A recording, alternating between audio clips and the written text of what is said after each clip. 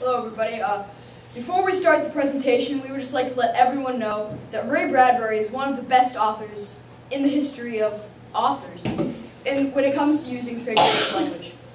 The two types of figure language that we focused on were metaphors and personification.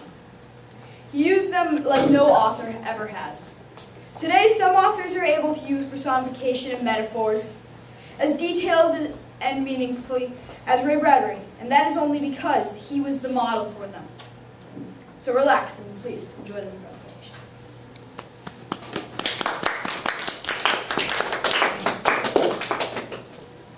Alright, so I did personifications from figurative language, and so in case you did not know, Ray Bradbury was the best author when it came to using personification, especially in the book for Fahrenheit 451. One example of personification that Ray Bradbury used was the flapping pigeon-wing book's dive. This personification is giving the book a trait and ability that it would not have in real life. This personification was a very specific way to say die in books. Another example of personification in the book was with the brass nozzle in its fists, with the great python spitting its venomous kerosene upon the world. This personification was also very specific. It really expresses how the kerosene that is burning the books actually harms the world.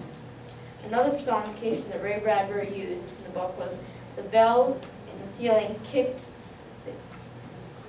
itself 200 times. I really liked how it said the bell kicked itself instead of ringing. The next personification is my favorite in the whole book. Slowed as if a wind had sprung up out of nowhere. That personification is giving the wind the ability to spring up, and I think the choice of words is so creative.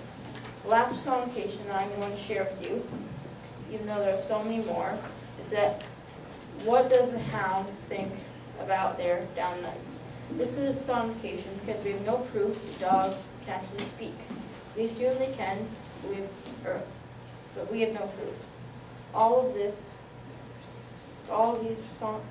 his personifications are a different and creative way to say things. Not many authors can come up with so many unique and detailed personifications as Ray Bradbury can. Therefore, from all these great personifications, we know that Ray Bradbury, without a doubt, is the best author ever when it comes to personification.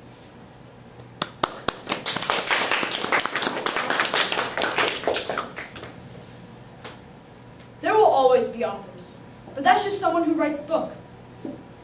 There are millions of authors. Then there are real authors. People who put their heart and soul into their books. And I believe that Ray Bradbury is one of these authors. There are hundreds of good things that Ray Bradbury did or put into his books that I could talk about, but I have chosen to talk about his heart and soul, metaphors. Mr. Bradbury very often uses a metaphor, such as on page 121, when saying, "A shotgun blast goes off in his leg each time it touched the ground." But in fact, no. A shotgun blast did not go off in his leg. But this is just a fancy way of saying his leg hurt, and every time it touched the ground, it hurt more. Another instance, on page 39, when Mr. Bradbury says, "Where the path of kerosene lay like the trail of some giant evil snail." In fact, no.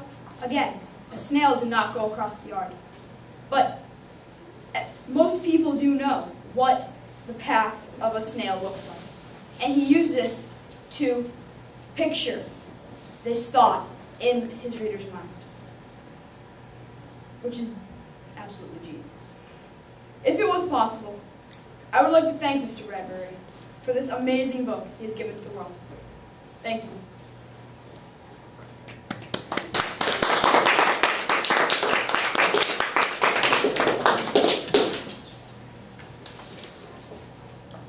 And all of this proves just how great of an author Ray Bradbury may be, or was. He put thought and effort into every personification and metaphor and everything else that he ever did. But none of them. His words and sentences were like beautiful pieces of art. Bradbury practically taught the future what personifications and metaphors truly are. He was the beginning of all personifications and metaphors, and he always will be.